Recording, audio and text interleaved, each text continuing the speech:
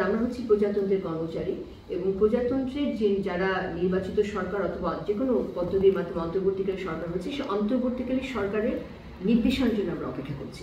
কারণ আমাদের কাজ করার একটা প্রোটোকল আছে, আমরা সরকারের নির্দেশনায় কাজ করি। তো এখন আমাদের অন্তর্বর্তীকালীন সরকারে আমরা বিভিন্ন নাম দেখেছি। আমরা আশা করছি যে মুহূর্তে অন্তর্বর্তীকালীন সরকার গঠিত হবেন তাদের নির্দেশনার জন্য আমরা অপেক্ষা করছি এবং অন্তর্বর্তীকালীন সরকারের প্রতি আমি হাইকমিশন হিসেবে সাইদা মুনাত আছি এবং আমাদের হাইকমিশনের সমস্ত কর্মকর্তা কর্মচারী তাদের প্রতি আনুগত্য স্বীকার করছি ইন অ্যাডভান্স, বিকজ আমরা অপেক্ষা করছি অন্তর্বর্তীকালীন সরকারের জন্য।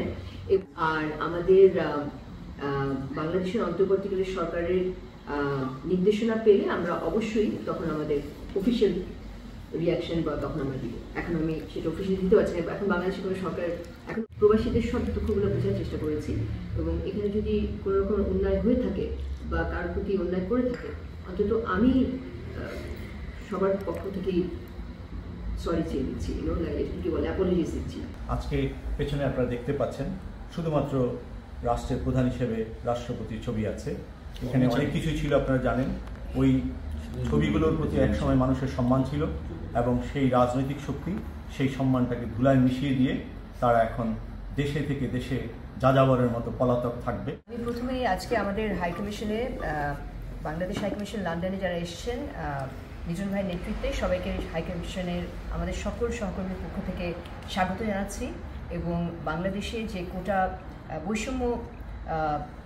বৈষম্য বিরোধী যে ছাত্র আন্দোলন 16ই জুলাই থেকে আজকে পর্যন্ত যারা নিহত হয়েছেন, যারা শহীদ হয়েছেন, যারা শাহাদাত বরণ করেছেন, তাদের প্রত্যেকের প্রতি গভীর শ্রদ্ধা জ্ঞাপন করছি এবং একই সাথে তাদের আত্মার মাগফিরাত কামনা করছি এবং তাদের শোক সন্তপ্ত পরিবার, তাদের সন্তানহারা বাবা মা সবার প্রতি আমাদের গভীর সমবেদনা জ্ঞাপন করছি। জিটু ভাই যেটা বলেছেন যে এটা হচ্ছে রাষ্ট্রের সম্পত্তি এবং আমরা এখানে যারা কাজ করি তারা হচ্ছে প্রজাতন্ত্রের কর্মচারী। কাজেই আমাদের যখন আমরা প্রজাতন্ত্রের কর্মচারী হিসেবে কাজ নিই, তখন আমাদের দায়িত্ব হচ্ছে রাষ্ট্রের জাতীয় স্বার্থ রক্ষা করা এবং রাষ্ট্রের যে পররাষ্ট্রনীতি সেটাকে বাস্তবায়ন করা যে দেশে আমরা আছি। এবং আমাদের পররাষ্ট্রনীতির সবচেয়ে বড় এবং যুক্তরাজ্যের সাথে যে সম্পর্ক, তার মধ্যে সবচেয়ে গুরুত্বপূর্ণ যে পিলারটি বা স্তম্ভটি আছে সেটা হচ্ছে প্রবাসী ব্রিটিশ বাংলাদেশিদের। তারা কিন্তু দুটো দেশের মধ্যে একটা মানববন্ধন এবং তাদের সব রকমের সুযোগ সুবিধা, তাদের সব রকমের কষ্ট, তাদের সব রকমের ওয়েলফেয়ার, এটা হচ্ছে আমাদের, এবং তাদেরকে সব রকমের সেবা প্রদান, এটা হচ্ছে আমাদের 1 নম্বর কাজ।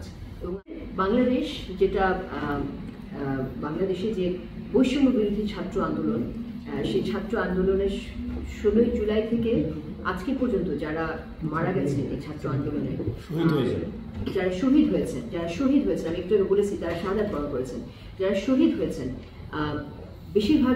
তাদের বেশিরভাগই হচ্ছে অত্যন্ত যুবক, মানে আমার সন্তানের সমান যুবক শিশু সহ যারা শহীদ হয়েছেন, তাদের প্রতি তাদের মৃত্যুতে আমি গভীর শোক প্রকাশ করছি।